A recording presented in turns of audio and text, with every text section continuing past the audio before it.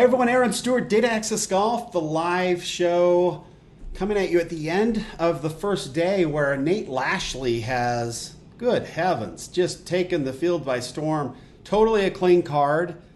No bogeys on the card. A 32 front and a 31 back for a 63 to take the lead.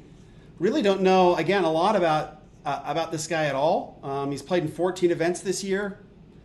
Man, just if you look at his strokes gained off the tee, he's in the negative. Around the green, he's negative against the field. Really, his strongest approach to the green is .652. So, I mean, just kind of an interesting deal. Driving accuracy, 65%. Greens and regulation, 69%. Anyway, just out of nowhere from University of Arizona, the Wildcats, which as a Sun Devil hurts me so. Although my wife was born in the Tucson area, so I've had to sort of, be a little more kind, I guess, to the Wildcats. Not that she went there, but go Devils anyway. This is actually our first live from the new webcam, which has a little thing that I can close, so nobody can spy on me. So it's supposed to be higher definition. We'll see how it goes. But anyway, let's get into it. I want to talk a little bit about some changes on the web.com tour and a little bit about Rickie Fowler. I'm just having a hard time with the young man right now. So let's get into it.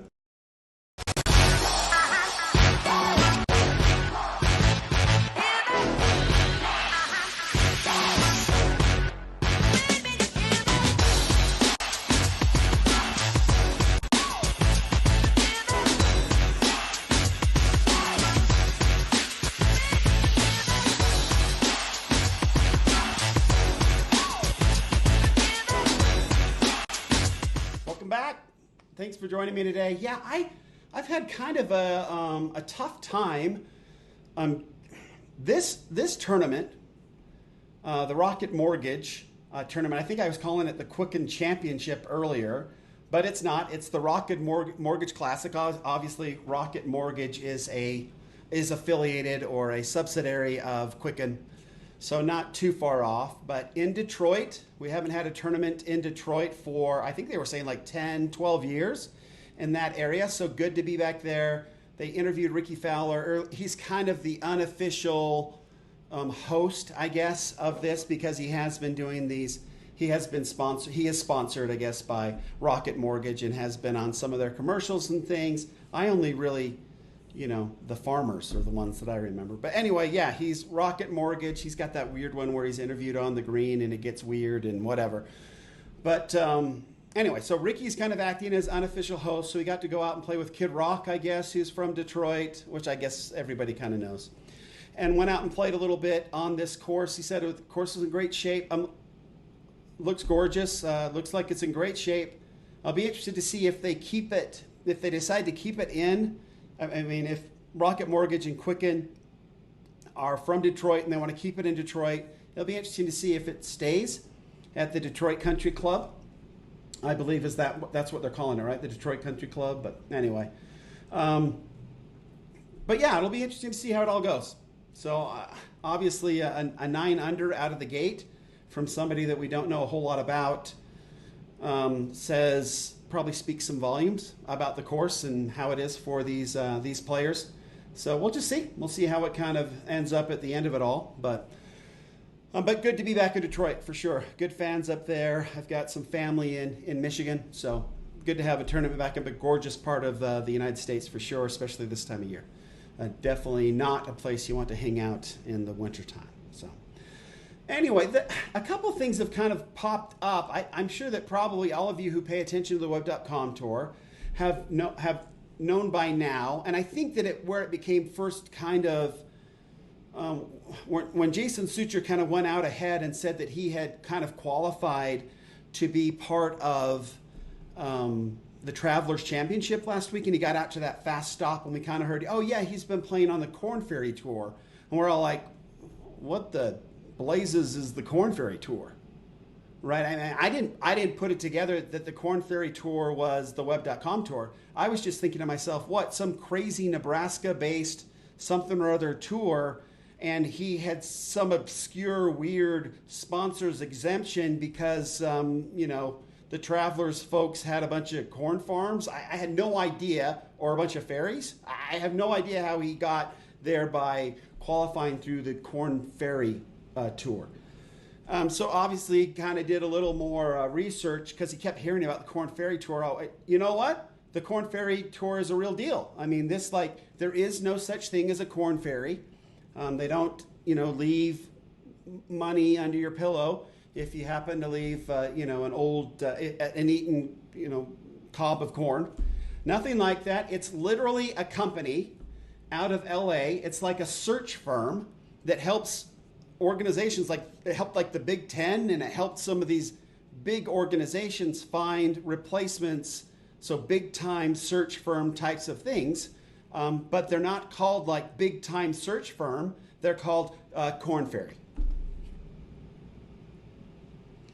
So I'm guessing the company had to be formed on some kind of a dare, or somebody who was drunk, or maybe two guys, one whose last name is Korn and one whose last name is Ferry. I have absolutely no idea how in the world somebody thought Korn Ferry was an okay name for a company, except the company's based in Los Angeles, which is known as, right, La La Land. I don't know. I literally, for the life of me, and again, not speaking as a golfer, just speaking as a guy who's been in business for a long time, I cannot fathom why somebody would name their company this. I have, at a time in my life, I purchased a BMW car, which I like BMWs. I still drive a BMW. I love BMWs. I'm a little bummed out that they're pulling out of being one of the sponsors of the championship, the playoff events. That kind of stung a little bit, because I heard that if you went there and you brought your BMW key, that they took really nice care of you and like gave you free food and let you go into some sort of secret VIP place. Never had the opportunity to go in and do that, which is sad. And now they're pulling out, so they will not be sponsoring one of the playoff events. Brutal, horrible, and like the T markers and all that at a BMW event is awesome. The hole-in-one prizes are awesome, right? So kind of sad that they're pulling out. But anyway, I purchased a used BMW. I don't purchase a lot of new cars. So I purchased a used BMW and I found it online. And I thought it was a total mistake. I think that there was no way that anybody would name a car dealership this. But I literally purchased a car, again, from California, which just so if you purchase a car in California, even if you don't live in California, they try to take taxes from you. I mean, these Californians are crazy, trying to take all their money because they don't know how to budget worth a darn, right? So they're trying to steal everybody else's money. So anyway, yeah, they tried to hit me with some sales tax and a bunch of stuff. I'm like, dudes, I'm in Utah. It's coming to me on a truck. So forget it. And anyway, we worked something out with the dealership here and finally figured it all out. But this BMW dealership, Peter Pan BMW. Peter Pan. I don't even know how BMW allowed that one. So you've got Peter Pan BMW, which I was told that like there's some sort of town or something around there called Peter Pan, whatever, only in California. And again, I've got a son who lives in California, not in Barstow. He's a church missionary, but still. And we can't wait to bring him home out of the state. I love Carmel, and I love going and visiting Fred Shoemaker and Extraordinary Golf at Carmel Valley Ranch. I love that part of California. It's a little more normal, I guess. And Southern California is a bit of a nightmare as far as I'm concerned. So anyway, back to golf. We now have to call the web.com tour, right? We had to get away from, we had the Nationwide Tour. We've had, it was the Ben Hogan Tour for a while, right? It's been through a variety of names. And I'm okay. The Ben Hogan Tour was pretty cool. The Nationwide Tour, that made some sense. The web.com tour, but you got used to it, right? The Korn Ferry Tour? I mean, come on, right? I just don't know, right? Do you cash a check that's from the Korn Ferry Tour? Brutal. I think it's a disaster. I think that it's awful. I guess it was the Nike Tour as well at some point. And no, I'm not calling it the Nike Tour. And all of you that know what. Anyway, so we've got that issue. I don't know how that's going to shake out. I would sure love to hear your opinion. When did you figure out that the Korn Ferry Tour wasn't some tiny little tour in Nebraska or in, the Midwest, that it actually was the renamed Web.com Tour? When did you figure that out? I would sure love to know, because I literally put it together today. Yeah. So I'm looking at the Korn Ferry logo right now. The logo is actually kind of cool, but you should probably just get rid of Korn Ferry. I'm gonna, let's see if I can bring this up real quick. There you go. There's the screen. There's the Korn Ferry Tour. That's now the logo of this thing. Well, let me pull up that photo a little bit bigger. Can I zoom in on it? No. You got it there. It's the Korn Ferry Tour. Now, brutal. Just completely brutal. So, anyway, my best to the Korn Ferry folks. I hope you enjoy having the tour. And it sounds like you do a great business. I've just never really heard of you folks at all. So we'll go from there. Last thing I've got, again, before we go and watch all the highlights, enjoy all the golf, because there was a lot of amazing golf played today, no question about it. And some of the leaders, I mean, if we kind of look at the leaderboard here, it's, did anybody really think that Gary Woodland was going to come out and set the world on fire? Not really, but like you've got a Nick Watney sighting, which is pretty cool. We haven't seen him in like a long time. Ches Reavie, I told you Ches would be there. I told you right after he won there. Ches is just a guy that's used to playing day in and day out. Took 11 years in between his 2 wins. Ches was going to be solid. He's playing good golf, and he will ride this thing. He doesn't get tired. He just keeps playing. I think Ches is an impressive dude. But, I mean, you've got a Stuart Sink sighting. You've got Kevin Kisner sighting. You've got a Kevin Strillman who has been playing pretty well lately and trending in the right direction. Harris English? How long have you heard? How long has Harris, he like disappeared, but Harris English tied for 11th up there. Scott Stallings, I mean, he had his issues, right, with the drug issue, yada, yada. He's back. He's lost a lot of weight. Jason Kokrak, who was literally on the PGA Tour's who's not hot list, he's tied for 11th, so he's come back in. Cameron Champ, he's disappeared. I heard he had some kind of injury and stuff for a while. The Long Bomber, he's tied for 11th, so he's in it. Luke Donald, I mean, all these guys that we haven't heard from. Jonas Blix, J.B. Holmes, he obviously won earlier this year, but we haven't heard much of him since, and his consistency number was shockingly low.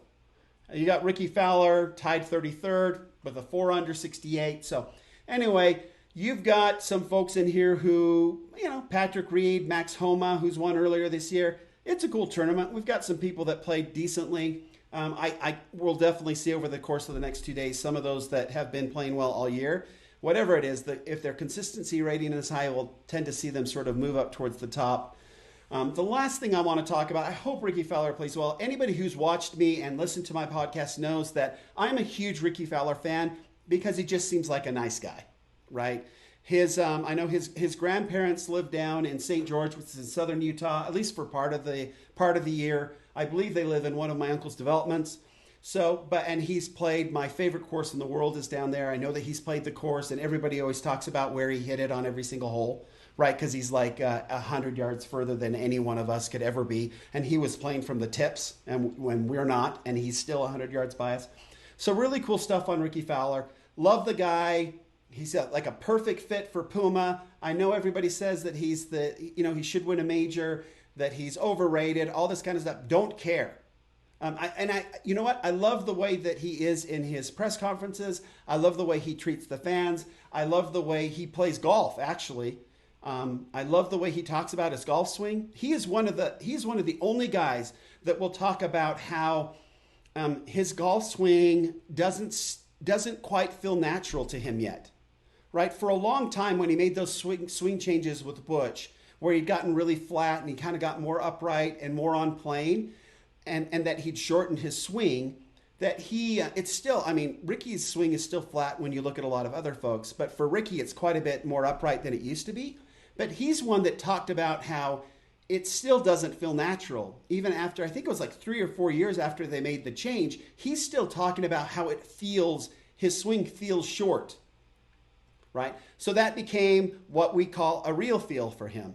It always is going to feel short. That became a feel where sometimes we make changes in our golf swing and then that feel changes and we keep looking like, especially when we change our grip and it feels funny and then we play well and then we're always looking for that funny feel in the grip, but the grip starts to feel natural. And then if we start to go for the funny feel, we start to overdo it, like we get too strong or we get too weak because we're still looking for that funny feel. Well, to Rickie Fowler, a 3/4 backswing, it still feels 3/4, but it's full. So he knows that his 3/4 is a real feel and that is a full backswing for him. So that's kind of cool. Rickie was one that kind of tapped in and let us sort of get in his mind a little bit and learn about how these golf swings can feel differently to us, and sometimes they can change and sometimes they can't.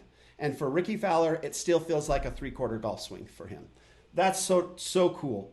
But what I cannot understand is what Rickie Fowler is doing. I'm going to bring up, so this was at his press conference earlier. It's just a still shot. I don't want to get in trouble with the PGA Tour anymore.